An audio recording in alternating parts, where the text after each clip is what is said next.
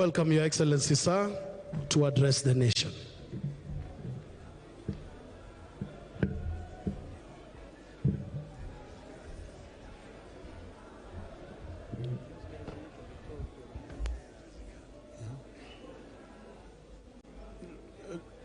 Members of the press, ladies and gentlemen, good afternoon. You may be seated.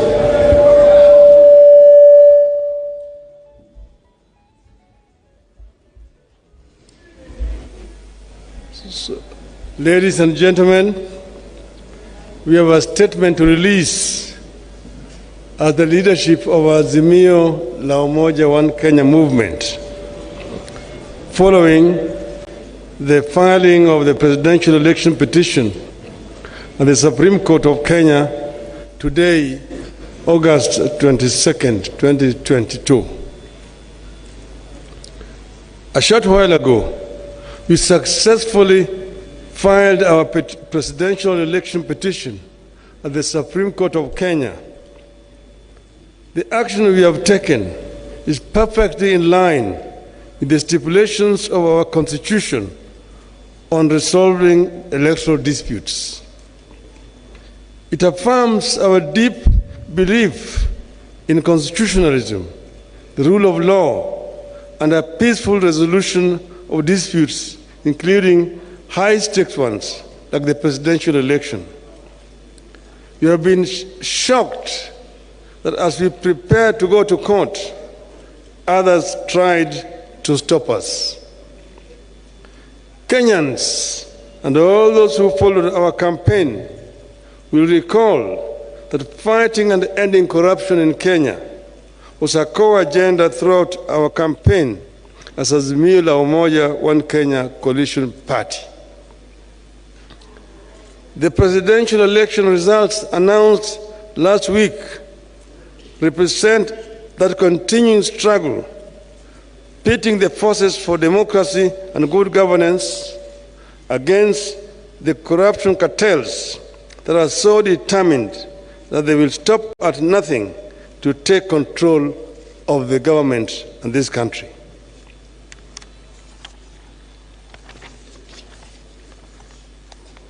This is a do-or-die battle for the corruption cartels who have everything to lose should the forces of democracy take over. The corruption cartels are prepared to compromise electoral systems, bribe electoral officials, make security systems look other way, or even kill in order to find their way to power and their ill-gotten wealth and continue stealing from the public. We believe this is what happened in this election. For the sake of Kenya's future, the corruption network must not only be stopped, it must also be crushed.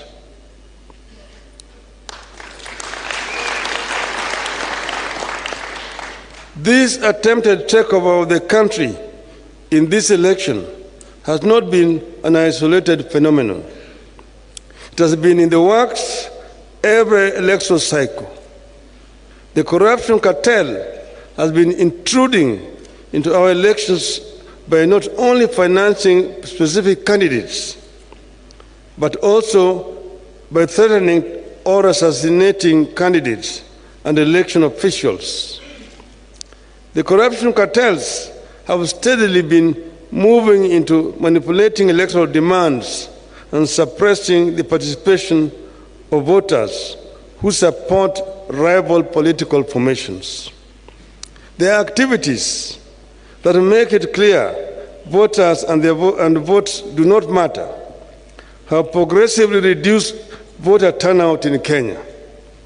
At times, the cartels have have triggered intense conflict between security forces and themselves as they strive to compromise elections. Slowly but steadily, these forces are killing our hard-won democracy and are trying to return Kenya into a one-party state in their own interests. You have seen the speed with which they have moved to buy elected leaders just within 1 week. After being denied the numbers at lower levels elections, like members of the National Assembly, members of the county assemblies, and governors, these corruption cartels are working and buying leaders who have been elected on other parties' tickets to kill our democracy and also make the work of containing corruption at lower levels equally less effective. All these efforts have important political costs for our country, and they should not be underestimated. The corruption cartels know there are multiple benefits for them if they take over. Their members dealing in illegal drugs will thrive through greater ease in the transportation and distribution of drugs throughout the country. They will access intelligence information for more corruption. They will gain protection from the police for their leaders and their illegal activities. They will institute weaker or no restrictions at all for the money laundering, and they will ensure nobody else but them thrive. This potential array of favors for the cartels makes the capturing of government a profitable do-or-die venture for them. But it marks the beginning of the end of Kenya as we know it today. No nation, once captured by cartels, whether they be corruption cartels, drug cartels, gun-running cartels, or terror cartels, ever thrived or realized its full potential. The 2022 presidential election represents the most daring move by that cartel to overturn the wishes of the electorate. We refuse to allow Kenya to go that direction. It must not happen, and it will not happen.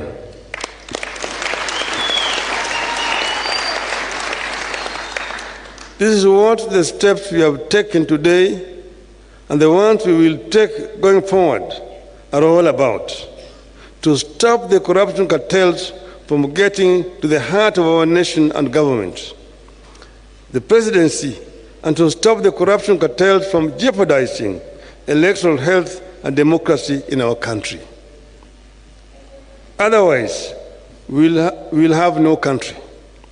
Our supporters deserve the support of all our citizens and all the citizens and leaders of the world who believe in democracy, constitutionalism, and the rule of law. This is the time to walk the talk.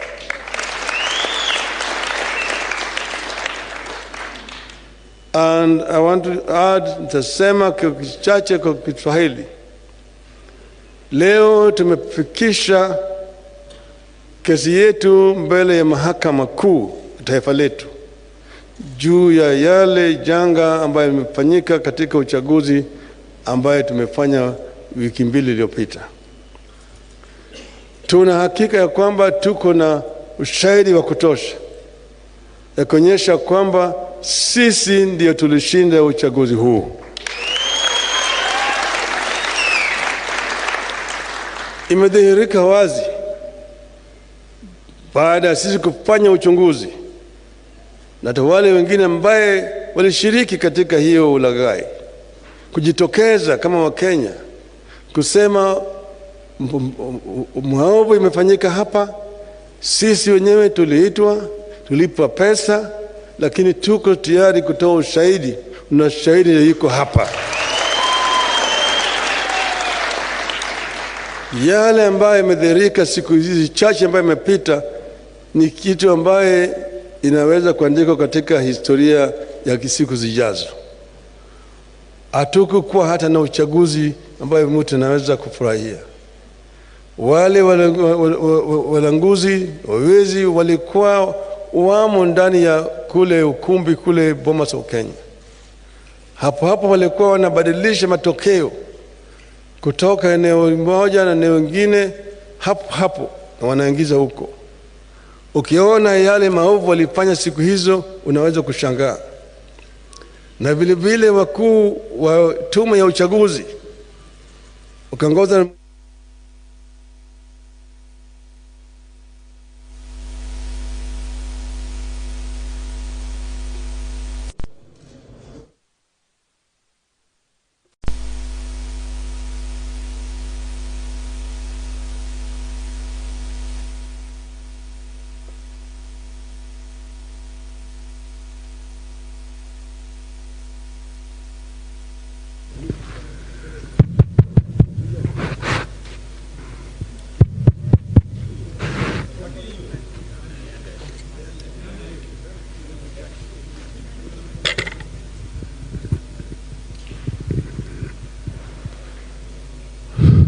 samaha.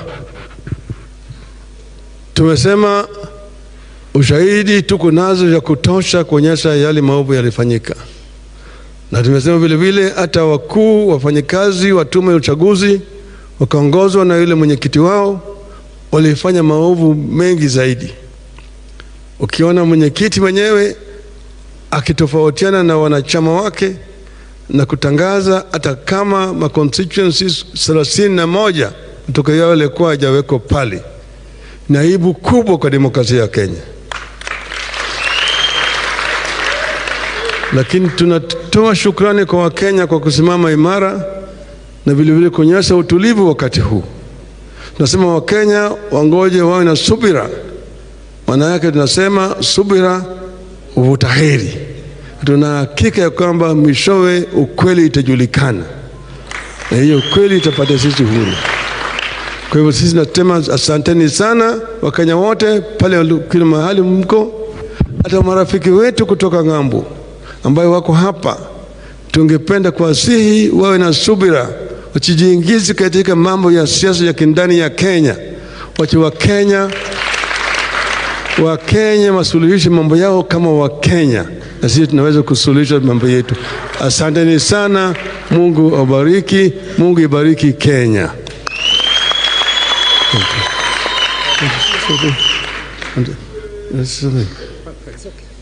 Asante sana.